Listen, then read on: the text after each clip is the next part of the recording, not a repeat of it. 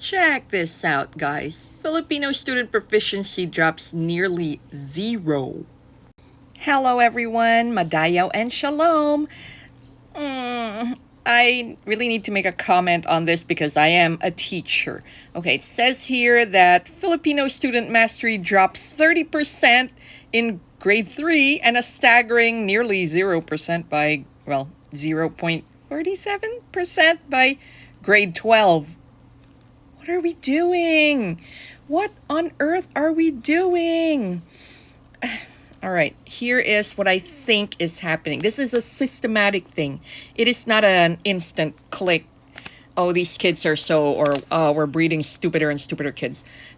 Actually, yeah, we are breeding stupider kids. It's a breeding thing, and it's not a genetic thing, because I believe we all have the capacity for it, even special kids. And right now, I think everyone has declared their kids, 70% of them at least, special. All right, so, well, my mom was the type of mom who would take no prisoners. You know, everybody had to know how to do housework. Everybody had to know how to tie their own shoelaces. Everybody had to know how to commute going to school in a Jeep, in a tricycle, the works. It's midnight, find your way home. Yeah. Anyways, the thing is, right now, here's what me as teacher Maida, what I see because of my experiences as a teacher. And if you get offended, maybe you have to check if you're doing this, okay? Most schools and parents have this attitude of less and less consequences for their child. I know in our generation, like Gen Z, millennial, that we had a lot of corporal punishment in school. I had been like ruler getting slapped on your hands for not copying the blackboard fast enough. Yeah, we had that. I'm not saying we're going to do that, but now we lost any kind. You know, it went to the pendulum swung the other way. We could not do anything. If you even just raise your voice, you get a complaint.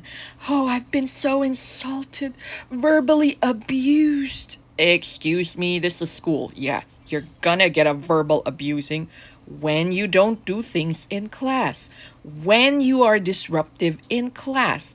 And because we took out all of those restrictions, I'm not saying you have to be verbally abusive. I'm just saying, a little, hey, stop that. It's not verbal abuse. Get it? And a little, hey, you didn't do your homework is not verbal abuse.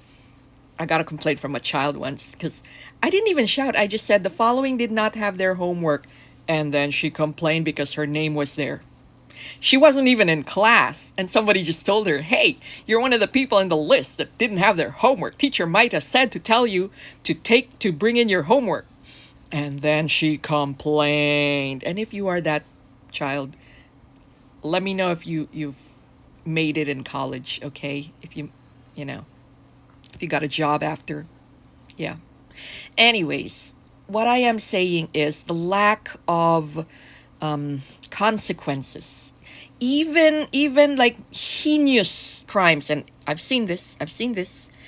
Heinous crimes. I've been in a school where there was a child who raped one of my students raped another one of my students. Different classes.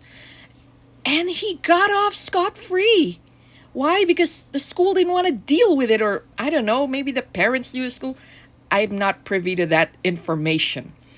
Anyways, before I left, I told one of the higher-ups teacher that, I was so disappointed that fast forward 5 years into my teaching, nothing happened to that case. It got swept under the rug. The victim was the one who didn't graduate because why? You see your abuser in school. She would freeze up. Anyways, and other things. We want to get rid of students. We don't invite them back in school, but there isn't quite any consequence. We have students who got kicked out of prominent schools And we're like, why are we accepting them? You know, it says here, it's noted here that this person has a behavioral thing. That's why he is not allowed to enroll back in, I don't know, or other schools. And and we will let them in. Oh, because Teacher Maida, we are compassionate. Yeah, compassionate only gets you so much. Tell me about compassion when said student disrupts class. And we have a lot of disruptive students in class. And some of my disruptive students are not even the loud type of destructive. No, they're the insidious type of destructive. You know, they will befriend everybody in class. Everybody would love them. Like, wow, this guy is so great. Or, hey, he plays Fortnite with me. And and then that student would be like, let's not do anything in class. Let's not submit anything in class. Let's see what the teacher would do. 50% or even 90% of the class is not submitting their work. And right now, because the teachers are all heavily burdened with a lot of work, admin work, and all that, we are forced to do other things. We are forced to what's this well, we have a lot of things to do, and so to make our lives easier, everybody is just project based, because if we cannot hold you accountable in attendance, and we can't, some schools, they don't care about attendance, then especially online, of course, because how would you know, we are based on performance. So it's performance based assessment. You have to turn something in. Well, without that thing, what are we going to grade? So that's where we assess your performance, performance-based assessment. And you don't turn that in, and it's a cycle all over again. And the parents are angry. And when like, Mrs. Blah blah, I emailed you 10 times. You didn't even respond. Now your child fails. What can we do? It's like, you emailed me 10 times, I muted you. Well, duh, I'm asking for your help here because your child isn't responding and you put us in the spam box. That is the things that we deal with. And you guys wonder why the next generation is stupid.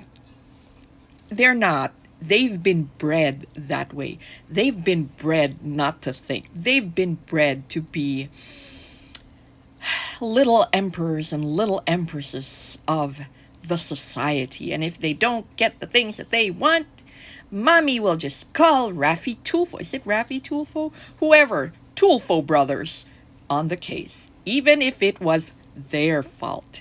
And Tulfo loves a good scandal, and they would like, oh, teacher, blah, blah, what did you do this? Why did you do that? You didn't even get the girl to answer, the teacher to answer. It's like, it's entirely the student's fault, and the parents and everyone is jumping on the teacher's case. Those are the type of things that contribute, so it's not a one factor thing, contribute to this proficiency plummet. Am I wrong or am I right? You guys be the judge. And all the other teachers out there, I feel for you. You could like put your thoughts in the comments. I'm okay with that. I know sometimes I want to like offload what I'm feeling in my chest, and having a fellow teacher listen to me is, yeah, because we can relate to each other. Anyways, that's it. I don't want to ruin your day. It's such a nice, bright, and sunny day outside, and I'm going out for lunch. Thank you, everybody. Madayaw and shalom. And that's what we need in our life right now. Shalom. Shalom means peace. Peace. I keep saying shalom because that's what I need. I need a lot of shalom right now. And shalom to everybody else.